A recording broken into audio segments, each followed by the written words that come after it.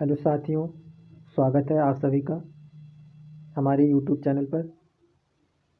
आज हम चर्चा करेंगे जनगणना के बारे में। भारत की जनगणना हर 10 साल बाद 11वें वर्ष होती है। भारत की आज जो चर्चा हम करेंगे जनगणना 2011 के अनुसार, जो जनगणना 2011 में हुई थी, अभी उसके बाद से नहीं हुआ है। 21-22 में हो सकता है जनगणना हो, कोविड के कारण लेट हो रहा है। चलिए हम देखते हैं आगे। भारत में पहली बार विधिवत रूप से जनगणना लॉर्ड मेयो के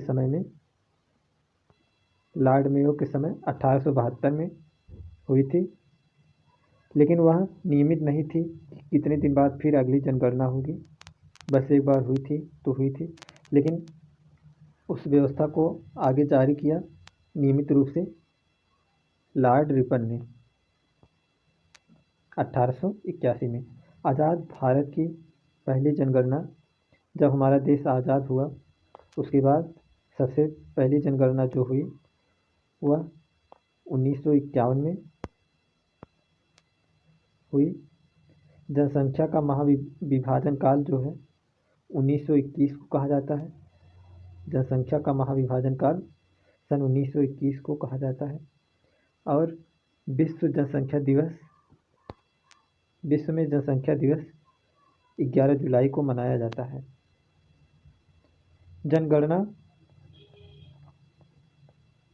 2011 देश की 15वीं और स्वतंत्रता बाद की 7वीं जनगणना थी।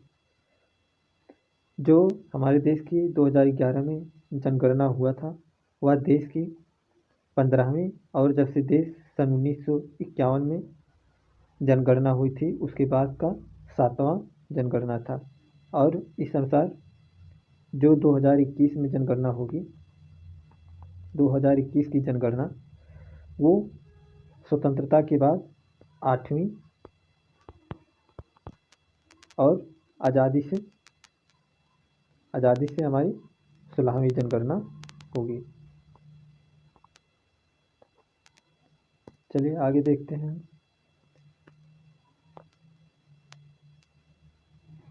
जनसंख्या घनत्व क्या होता है? जनसंख्या घनत्व एक वर्ग किलोमीटर में कितनी जनसंख्या पाई जाती है उसे जनसंख्या घनत्व कहते हैं। भारत में जनसंख्या घनत्व ओवरऑल 382 व्यक्ति प्रति वर्ग किलोमीटर है, और जो लिंगानुपात है 943 महिलाएं 1000 पुरुष पर। लिंगानुपात निकाला ऐसे जाता है कि 1000 पुरुषों पर कितनी महिलाएं, यानी 1000 पुरुष हैं तो उनके अनुसार कितनी महिलाओं का अनुपात कितना है। तो महिलाओं का जो अनुपात है 943 है, यानी महिलाएं पुरुषों की अपेक्षा कम हैं। लेकिन हाल ही में आई एक रिपोर्ट के अनुसार ये जो जनगणना 2011 के अनुसार 943 है, लेकिन वर्तमान में हाल ही में एक रिपोर्ट आई थी जिसमें ये कहा गया था कि महिलाओं की जो जनसंख्या है 1000 पुरुषों पर, यानी लिंगानुपात, वह वर्तमान समय में महिलाएं 1024 हो गई हैं। 1000 पुरुष पर 1024 महिलाएं हो गई हैं। महिलाओं की संख्या में वृद्धि हुई। साक्षरता की बात करें, भारत की साक्षरता 73% है, जिसमें से पुरुषों की 80.9% और महिलाओं की 64.6% है, जो कि बहुत ही कम है। सरकारें उसे बढ़ाने पर प्रयास कर रही हैं। और आगे देखते हैं। भारत में सर्वप्रथम जाति आधारित जनगणना 1931 में हुई थी। भारत में से पहले जाति आधारित जनगणना कब हुई थी? 1931 में। जनसंख्या की दृष्टि से 5 बड़े राज्य। जनसंख्या की दृष्टि से भारत के सबसे बड़े 5 राज्य जिसमें उत्तर प्रदेश पहले स्थान पर है, उत्तर प्रदेश दूसरे स्थान पर महाराष्ट्र, तीसरे स्थान पर बिहार और चौथे पर पश्चिम बंगाल और पांचवें स्थान पर आंध्र प्रदेश है। सर्वाधिक जनसंख्या घनत्व वाले राज्य, यानी सबसे ज़्यादा जनसंख्या जहाँ 1 वर्ग किलोमीटर में सबसे अधिक जनसंख्या रहती हो, उसमें है पहले स्थान पर बिहार, जिसमें 1106 व्यक्ति प्रति वर्ग किलोमीटर में, और दूसरा है पश्चिम बंगाल जिसमें 1028 प्रति व्यक्ति वर्ग किलोमीटर में, और केरल में 860, और यूपी में 829, और हरियाणा में 573, यानी इसमें पहले स्थान पर बिहार है। और सर्वाधिक लिंगानुपात वाले राज्य, सबसे अधिक महिलाएं जो 1000 पुरुषों पर हैं, अधिक लिंगानुपात वाले राज्य उन्हें देखते हैं, जिसमें केरल पहले स्थान पर है, जिसमें 1084 महिलाएं हैं 1000 पुरुषों पर, और तमिलनाडु में 996 महिलाएं हैं 1000 पुरुषों पर, और आंध्र प्रदेश में 993, और मणिपुर में 992, और छत्तीसगढ़ में 991 महिलाएं हैं। सर्वाधिक साक्षरता वाले राज्य, सर्वाधिक पढ़े लिखे राज्य कौन से हैं? इसमें केरल जो है पहले स्थान पर है, जिसकी साक्षरता दर 94% है। दूसरे पर है मिजोरम, जिसकी साक्षरता दर 93.3%, और तीसरे नंबर पर त्रिपुरा है 88.7%, और फोर्थ स्थान पर गोवा है 87.2%। और जनसंख्या की दृष्टि से सर्वाधिक बड़ा जिला, जनसंख्या भारत का ऐसा कौन सा जिला है जिसमें सर्वाधिक जनसंख्या निवास करती है? वह है महाराष्ट्र राज्य का ठाणे, जहाँ पर 1853 में ठाणे से मुंबई से लेकर ठाणे तक यात्री ट्रेन चलाई गई थी, वही ठाणे है। और न्यूनतम घनत्व वाला जिला दिबांग घाटी अरुणाचल प्रदेश में है, जहाँ पर मात्र एक व्यक्ति 1 वर्ग किलोमीटर में रहता है।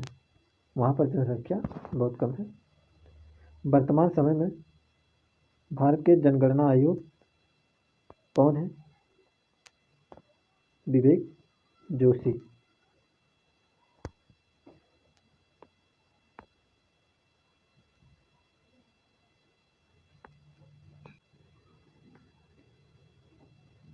भारत की जनसंख्या 2011 के अनुसार भारत की कुल जनसंख्या, जनगणना में पता चला कि भारत की कुल जनसंख्या 121.5 करोड़ है। विश्व की कुल जनसंख्या में भारत का प्रतिशत जो है, यानी दुनिया में जितनी जनसंख्या पाई जाती है, भारत में उसका 17.2% जनसंख्या भारत में पाई जाती है।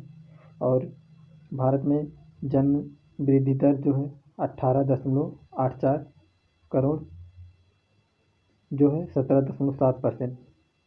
भारत में पुरुषों की जनसंख्या 62.31 करोड़ है, और महिलाओं की जनसंख्या 58.47 करोड़ है 2011 की जनगणना के अनुसार। अब तो जनसंख्या बहुत बढ़ गई होगी। प्रधानमंत्री इसके पहले ही कहते रहते हैं कि 125 करोड़ देशवासियों, यानी 140-50। अब जब जनगणना होगी तभी पता चलेगा कितनी हुई होगी। आगे देखते हैं। सर्वाधिक जनसंख्या वाले राज्य, इनकी चर्चा तो हम आगे कर चुके हैं। यहाँ पे जनसंख्या भी देख सकते हैं हम कितनी जनसंख्या है। उत्तर प्रदेश सबसे अधिक जनसंख्या वाला राज्य है। अगर उत्तर प्रदेश को ही दुनिया के आधार पर देखा जाए तो उत्तर प्रदेश दुनिया का पाँचवा सबसे बड़ा देश बन सकता है। अगर जैसे उत्तर प्रदेश को भारत से अलग करके माना जाए कि यह एक देश है, तो उस तरह से यह दुनिया का पाँचवा सबसे बड़ा देश बन सकता है। इतनी जनसंख्या उत्तर प्रदेश में है। महाराष्ट्र 11.23 करोड़, बिहार में 10.40 करोड़ और पश्चिम बंगाल, आंध्रा, इन सब में जनसंख्या अधिक है। न्यूनतम जनसंख्या वाले राज्य सिक्किम हुआ और सर्वाधिक जनसंख्या वाला जिला ठाणे हुआ, ये चर्चा कर चुके हैं। और जनसंख्या घनत्व के बारे में भी बात कर चुके हैं और लिंगानुपात के बारे में भी बात कर चुके हैं। और आगे हम देखते हैं जनसंख्या के अनुसार, मैप के अनुसार हम समझ सकते हैं कि जनसंख्या के अनुसार जो हैं सबसे बड़े राज्य हैं वो कौन कौन से हैं। यहाँ से आप देख सकते हैं, ये उत्तर प्रदेश आपका हुआ, महाराष्ट्र, उत्तर प्रदेश, महाराष्ट्र, बिहार, पश्चिम बंगाल, मध्य प्रदेश, तमिलनाडु, राजस्थान, कर्नाटका, गुजरात, आंध्र प्रदेश, उड़ीसा, तेलंगाना इत्यादि। इनकी जनसंख्या भी सामने दी गई है, आप देख सकते हैं। और हम आगे बढ़ते हैं। जातिगत जनगणना, आजकल यह बहुत तेज़ी से फैल रहा है। विपक्षी पार्टियां सरकार के ऊपर दबाव बना रही हैं कि देश में जातिगत जनगणना कराई जाए, और सरकार इससे पीछे हट रही है। उसके कई कारण हैं, क्योंकि जातियों की, पहला कारण है क्योंकि जातियों की को लेकर कोई रजिस्ट्री तैयार नहीं है जिसके आधार पर उन्हें बांटा जा सके। केंद्र और राज्य की सूचियां अलग अलग हैं, इसमें अंतर करना बेहद मुश्किल है। कर्मचारियों को प्रशिक्षण दिया जा चुका है, प्रश्नावली तैयार है, अब बदला नहीं जा सकता है। यानी जो 2021-22 में जनगणना होने वाली है उसके लिए प्रक्रिया तैयार हो गई है, तो सरकार का पक्ष है कि उससे बदला नहीं जा सकता, प्रक्रिया शुरू कर दिए हैं। और कोई राज्य चाहता भी है तो उसे इसका खर्च खुद उठाना होगा। केंद्र सरकार का कहना है कि अगर कोई राज्य चाहता है तो वह अपने खर्चे पर ऐसी जनगणना करा सकता है। जनगणना 2021 कोरोना की वजह से 2 साल पीछे चली गई और देरी से ठीक नहीं। अब अगर बदलाव होता है तो जनगणना कर्मचारियों की फिर से ट्रेनिंग करानी पड़ेगी। वैसे ही जनगणना कराने में लेट हो चुका है, जिसे 2021 में होना था और 2022 आ गया है, अभी तक हो नहीं पाया है। और देखें, जो जनगणना होती है देश में, उसका आंकड़ों का इस्तेमाल कहाँ कहाँ पर किया जाता है, उसके बारे में भी चर्चा कर लेते हैं।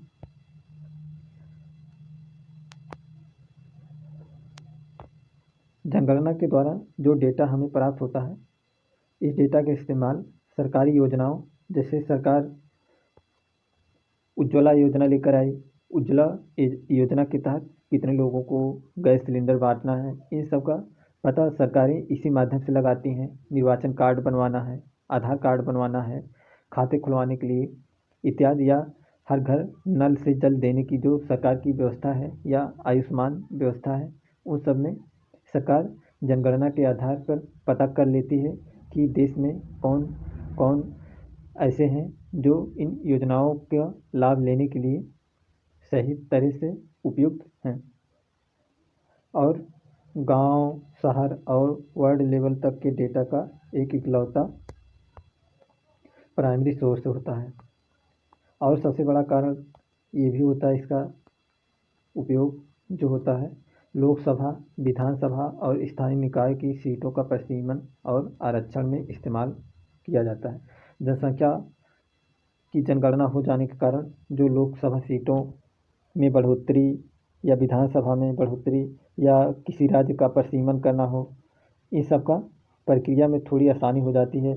जैसे जहाँ पर 10 लाख जनसंख्या होती है, उतने पर विधायक सांसद का जो एक जिले को कोटा मिलता है कि कितनी जनसंख्या पर एक विधायक या सांसद होंगे, जब जनगणना सही तरीके से रहती है तो उस आधार पर इन सब में वृद्धि या कमी की जाती रहती है। चलिए आगे देखते हैं। कुछ रिपोर्ट आई हैं जो ये बताती हैं कि 80 साल में 30 करोड़ तक कम हो सकती है भारत की आबादी। अभी तो आबादी जनगणना होती है तो बढ़ती ही रहती है, लेकिन जो एक बार बढ़ता है अपने चरम पर पहुंचता है, फिर उसके बाद वहाँ से घटना शुरू करता है। जैसे कोई भी चीज़ हो, एक बार वह अपने पीक पर पहुंचता है, फिर उसके बाद धीरे धीरे वो घटना भी शुरू होती है। तो यूनिवर्सिटी ऑफ वाशिंगटन के एक अध्ययन के मुताबिक जब तक नाइजीरिया की आबादी चीन से ज़्यादा हो सकती है, नाइजीरिया एक देश है, उसके अध्ययन में यह पता चला है कि चीन की आबादी को पीछे छोड़कर नाइजीरिया आगे निकल सकता है। इसका जो डाटा है वो कब तक का दिया है और भारत की जनसंख्या के बारे में भी वो दिया है। वो क्या बताया है, उसकी रिपोर्ट जो 2017 में आई थी,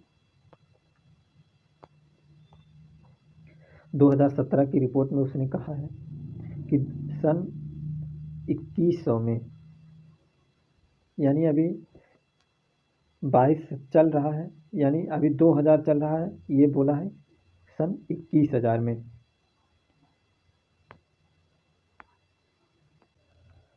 यानी 21,000 में, यानी आज से 80-85 साल के लमसम जनसंख्या कितनी हो जाएगी ये दिया है। भारत की जनसंख्या अभी 138 तक पहुंच चुकी है और जो घट करके 109 हो जाएगी। अभी जो 2022 में जनगणना होगी उसमें तो ये जो 2011 में जनगणना हुई थी उसके अनुसार हमारी जनगणना 121 ही थी, लेकिन ये रिपोर्ट जो 2017 में दिया वो जनसंख्या अपने आधार पर 138 मानकर बताया है, और जिसे वो बताया है कि सन 21,000 में जनगणना 109 हो जाएगी। और जो चाइना की जनगणना है, चीन की बात करें, चीन की जनगणना चीन में 141 है, उसे बताया है कि चीन की जनसंख्या जो है 73.81 हो जाएगी, यानी 73 करोड़ हो जाएगी, और हमारी 109 करोड़ हो जाएगी, जो इस समय 141 करोड़ और भारत की 138 करोड़ है। इस बार की जनसंख्या में हो सकता है भारत चीन को पीछे छोड़ दे और एशिया का सबसे बड़ा या दुनिया का सबसे बड़ा जनसंख्या वाला देश बन सकता है, बन जाएगा। लेकिन यह कोई अच्छी बात नहीं है। कभी कभी जनसंख्या हमारी ताकत भी होती है, कभी कभी जनसंख्या हम पर बोझ भी बन जाती है। जनसंख्या बोझ तब बन जाती है साथियों जब जनसंख्या अनपढ़ होती है, शिक्षित नहीं होती, तब अधिक जनसंख्या समाज पर बोझ का कार्य करती है।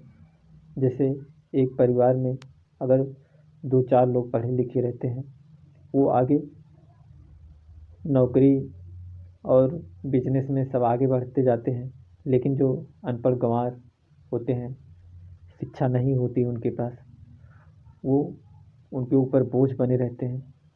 उसी प्रकार इसी तरह से दुनिया या देश में अधिक जनसंख्या भार ही बनती है, ताकत कभी कभी ही बन सकती है, लेकिन उम्मीद हमेशा अच्छी रखनी चाहिए। हो सकता है कि हमारी जनसंख्या हमारी ताकत बन जाए, ताकत बनाना पड़ता है। और यहाँ हम देखते हैं अमेरिका की जनसंख्या। अमेरिका की वर्तमान जनसंख्या जो है 32.48 करोड़ है, जिसे इस रिपोर्ट में बताया गया है कि यह 33.58 करोड़ हो जाएगी 21,000 में, यानी अमेरिका की जनसंख्या बढ़ जाएगी। और जो नाइजीरिया है, नाइजीरिया की जनसंख्या 20.60 करोड़ है, यह बढ़कर 79 करोड़ हो जाएगी, जो चाइना की 73.1% को पीछे कर देगी। और जापान की वर्तमान जनसंख्या है 12.83%, जिसे घटकर 5.97 करोड़ हो जाएगी, यानी बहुत घट जाएगी। इस प्रकार से इस यूनिवर्सिटी की रिपोर्ट अगर सही होती है तो अच्छी बात है, भारत के लिए एक अच्छी खबर है। तो आप सभी को यह वीडियो अच्छा लगा होगा, उम्मीद करते हैं आप सबको समझ में आ गया होगा जनगणना के बारे में। जो कुछ भी छोटी मोटी गलतियाँ हुई होंगी माफ़ करना। और वीडियो अगर आपको अच्छा लगा होगा तो लाइक और सब्सक्राइब ज़रूर कर देना। धन्यवाद।